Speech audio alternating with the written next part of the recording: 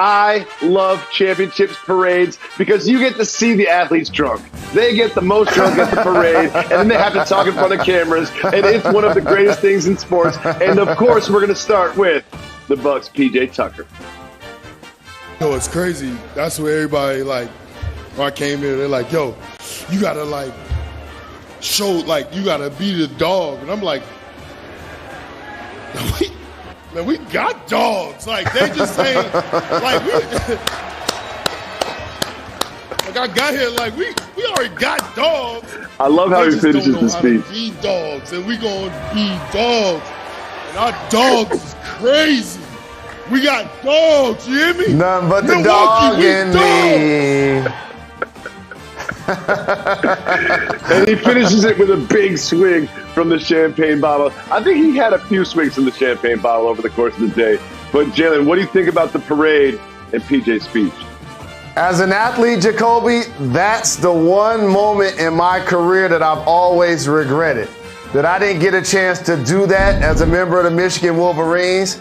I didn't get a chance to do that as the member of the Indiana Pacers. That right there is what it's all about. And you know I'm a man of the people. And imagine if you have footage of me. This is why certain people can't have nice things. The man above knows he should have never gave me a championship ring in the parade. He knows that. Because my footage would be P.J. Tucker times Tom Brady times 100. And so, in all honesty, though, I'm really happy for the Bucks. I'm really happy for their fan base, their first championship in 50 years. And P.J. Tucker, Bobby Portis, Drew Holiday, they were brought to the Bucks to bring that dog, to bring that toughness. That was one of the things the squad was missing alongside the great Giannis Antetokounmpo and the emerging now closer in Chris Middleton. Well, Giannis Antetokounmpo had 50 points in the closeout game, and he was dominant throughout the series. And Jalen, another Bucks legend, Oscar Robertson, the Big O, had this to say about Giannis Antetokounmpo. He said, quote, "The only person I think that the size to give him a decent chance at guarding Giannis is AD from the Lakers. No one else. I don't see any player on defense that's going to be able to handle Giannis." Jalen, what do you think about these thoughts from the Big O? Breathing and money are the only things I love more than basketball. And I'll tell you something. Did you say the Big O said? Now, I just want to make sure. The Big O said, right? Is that what I heard? So if that's the case, that's true. That's true. That's true. But here's the beauty of being an all-time great player. The Big O knows this. Kareem Abdul-Jabbar knows this. Current day game. KD, Steph Curry, LeBron. You know what all great players know? Nobody can actually stop them. That's just how this works. Nobody can stop them. It's going to take a collective effort to slow them down. The Suns clearly were not able to do it versus Giannis. I think that's what I left that quote with as well. It's like, yeah, AD is probably the only individual defender in the NBA that could handle Giannis. But really what you need is a team effort. And the Suns up front just weren't big enough.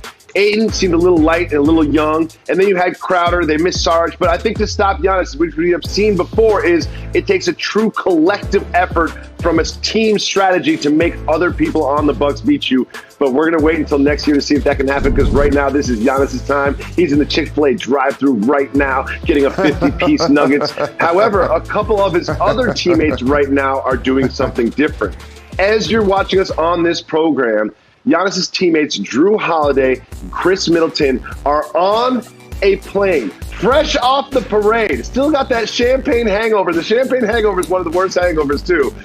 Fresh off the parade, still smelling like champagne. They are on a plane flying to Japan to participate in the Olympics with none other than their previous finals foe, Devin Booker. They are available to play Sunday morning against France for Team USA. What do you think about this tight turnaround, fresh from the parade, fresh from the finals, going straight to Team USA? I'm happy for each of those guys who continue to ascend in their careers in different ways. Devin Booker, as a young player, had a 70-point game, a 59-point game, and in his first postseason was outstanding, leading the Phoenix Suns to the finals. Nobody can say that they predicted that they would be there. Now, for Drew Holiday, he was an all-star early in his career with the Philadelphia 76ers. regained that level of play with the Pelicans, became a top flight defender and two-way player, now goes to the Milwaukee Bucks, becomes the missing piece and a champion, and in particular as an improved three-point shooter. Chris Middleton, drafted by the Detroit Pistons in the second round, right? Now all of a sudden, a surefire, consistent all-star playing alongside Giannis, the second best player on the championship team, and a legitimate closer. I know and I appreciate the fact that they want to bring us the gold medal. And I know that it's a great opportunity for each of those guys. But we've crowned 2 NBA champions in 9 months. Usually we crown 1 NBA champion in 12 months.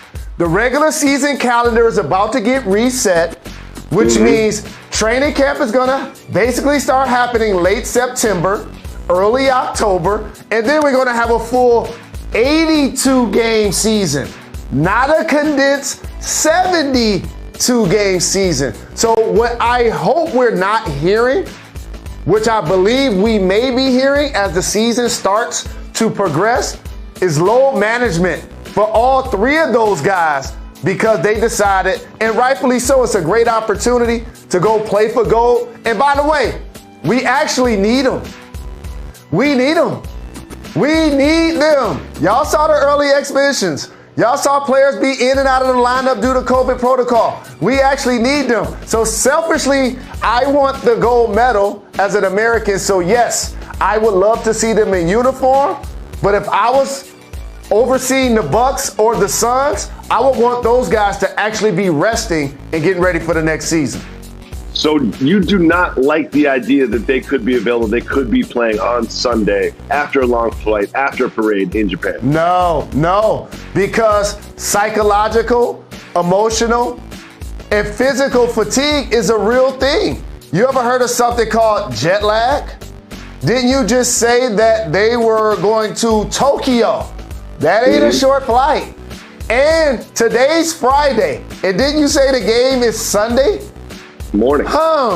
And so again, I'm happy that they're going to help us win gold. But if I was an owner of one of those teams, I would hope that those guys would be resting and getting themselves ready for the next season. But as Team USA, we need them. We really need them. We do. Now, Jalen, we've been doing this a long time. We've had this show for 10 years. I've been in sports media for 20 years. And I have a feeling, I just have a sense, we're going to be talking about the Lakers a lot this summer. Something tells me we'll be talking about the Lakers a lot this summer. And the latest is there's been some discussions about Kyle Kuzma. He's been putting some packages. And there are some feelings out there that Kyle Kuzma feels like he can't really reach his potential in Los Angeles, that he sort of needs to go to a different team in order to be his full self as an NBA player. How do you feel about Kyle Kuzma's future and these sentiments? So as a young player, there's so much to be said for the experience, right? And the Lakers let some young talent go. But it clearly was worth it because they won a championship. But Lonzo Ball, an ascendant player, now a knockdown three-point shooter. Julius Randle, this year's most improved player, helped elevate the New York Knickerbockers. Brandon Ingram playing alongside Zion Williamson. They have something special. For everybody to see Kyle Kuzma play in a Laker uniform, it's valuable experience to play alongside LeBron James, to play along with Anthony Davis, to play for a storied franchise and to learn what the league all about. But to answer your question, the answer is actually no. He can be a champion in LA, but he can't maximize his potential just by the sheer geometry of their lineup. LeBron James and Anthony Davis are going to play the lion's share of the minutes up front, and you can't have all 3 of those guys really on the floor. So therefore, he's not going to be able to score the kind of buckets that he has the potential of scoring. I remember they were playing a game at Philadelphia a couple of seasons ago, and he had like 30 in the first half. Like, the guy could get buckets. And so don't think that if you put him on another squad, he couldn't be an immediate 20-point scorer, because Kyle Kuzma can and will if and when he goes to a different team. This seems to me to be one of those perfect situations in business that we all try to look for, where it's mutually beneficial, where everybody wins. I feel like the Lakers do need to mix up their roster. I feel like Kyle Kuzma is a good player that deserves more minutes, a starting spot, a spot to shine and score and be a 25-point scorer, try to turn into an all-star like you mentioned Ingram and Randall did. I think this is going to happen. I don't see Kyle Kuzma in a Lakers uniform next year, and I see that being good for fans. And they had their ring ceremony. And woo, do they have some nice Super Bowl rings. When you take a look at the detail of these rings, Jalen, inside the ring is the stadium, and then you slide the diamonds on top to reveal what the rings look like. What do you think about these rings that the Tampa Bay Bucks earned last year? All I know is this. The rings and things we sing about, Tom Brady can definitely bring them out. Homie got 7 championship rings? 7. That is insane. And what? 5 Super Bowl MVPs? Is that the number? It's so many. It's just outstanding. And shout to the Tampa Bay Buccaneers though, because they did something in reverse that if I was building a football team, I would actually consider doing. Of course, everybody wants a franchise quarterback. And usually you get that player in the draft. Look around the history of the league. For the most part, when a team gets their franchise quarterback, they draft them. However, if you draft Jameis Winston and you realize at that time he isn't your franchise quarterback, who, by the way, definitely is and should be starting for the Saints this year, Jameis Winston going to surprise a lot of people. I think he's a really good player. They built from the outside in. They put together the receivers. They put together the defense. And so now all of a sudden, you plug and play like the Denver Broncos did with Peyton Manning, Tom Brady, and now you're a Super Bowl champion. And so I appreciate what they were able to do, and they're returning all 22. And so don't be surprised, Jacoby, if we're talking about the same thing this time next year. Well, one of the teams that's going to try to keep that from happening are the Dallas Cowboys. We're going to discuss Ezekiel Elliott as he heads to training camp. What to expect from him this season? What does he need to do? How does he need to change? We'll talk about that right after this. You're watching I love Zeke's hair and his beard.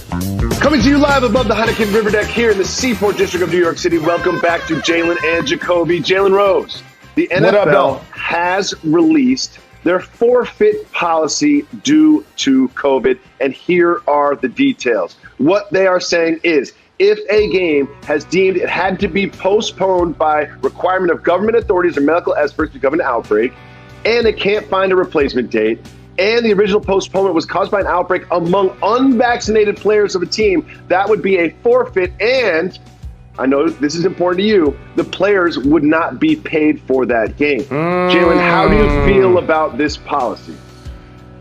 So here's the advice I want to give every professional sporting league. When you get confused, follow the players in the WNBA.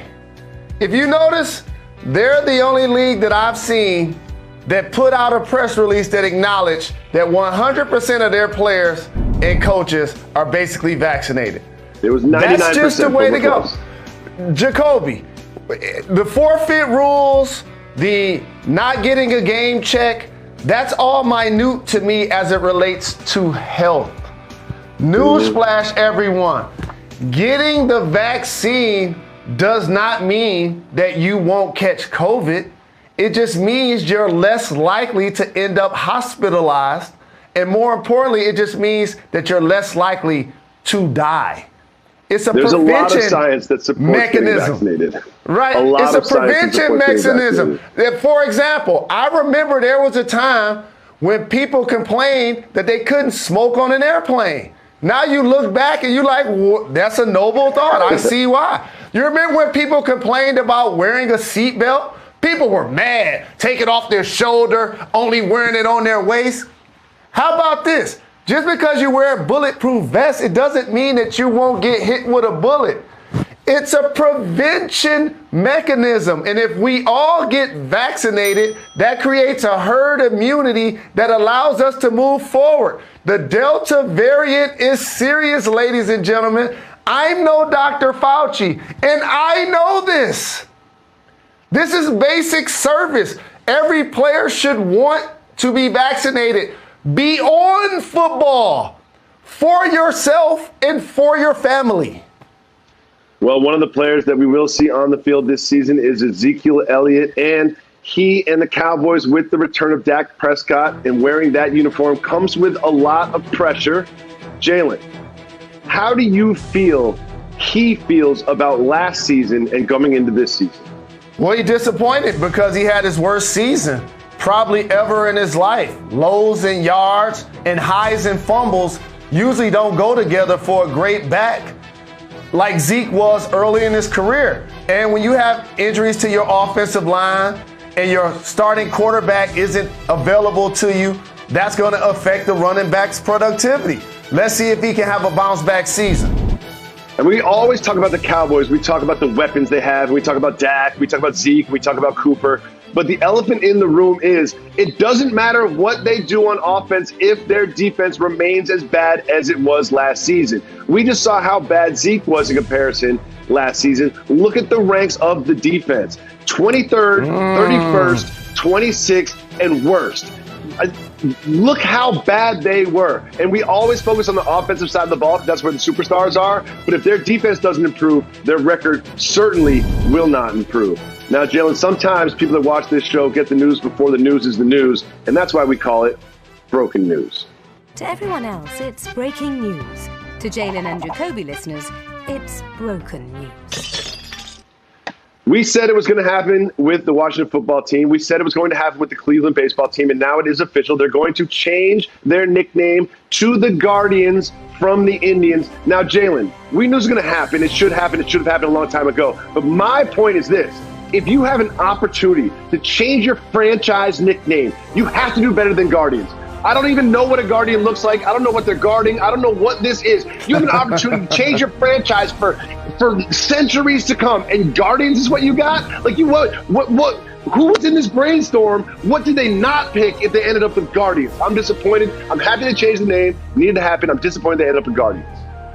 I agree with you, family, and being at the forefront of cultural relevancy as Jalen and Jacoby, we take pride in the words that we retired. And you're right. Cleveland Indians were something that we weren't saying on this show. Washington Redskins wasn't things that we were saying on this show. We didn't need them to actually change the name to know it was offensive. But since you're going to change the name, can't be Guardians, dog. Can't be Guardians.